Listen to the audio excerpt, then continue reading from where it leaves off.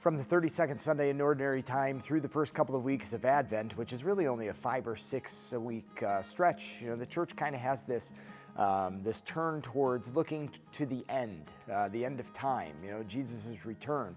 And this week in our gospel reading, what we have is the parable of the 10 virgins awaiting the bridegroom's return.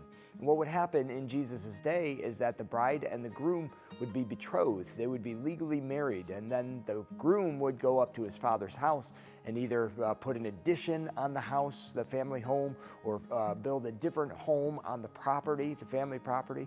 And when it was finished, he'd come back to the wife's family's town or home, and they'd celebrate the wedding reception for the duration of that week, and then some parties back in the day.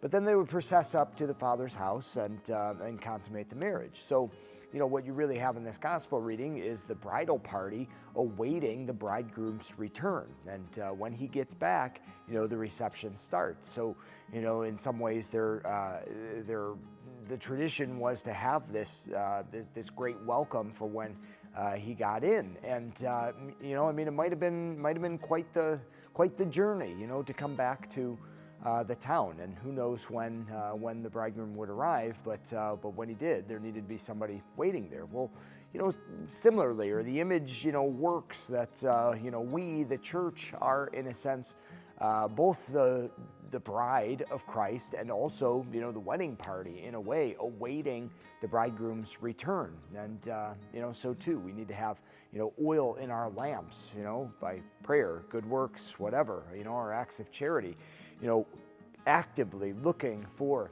the bridegroom's return in the end, that we might be ready to begin the wedding feast when it starts. But piece all of those things together, and there's really a sense of expectation in the longing for him to come. There is a sense of a need for endurance as we wait longer and longer for his return. But again, remember, the church is taking this time, this season at the end of the liturgical year and the beginning of Advent to really look to the end, and then we can start preparing our hearts for it. Are we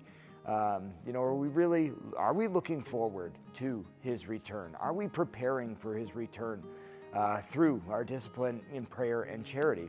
How are we preparing ourselves at all for the return of Jesus?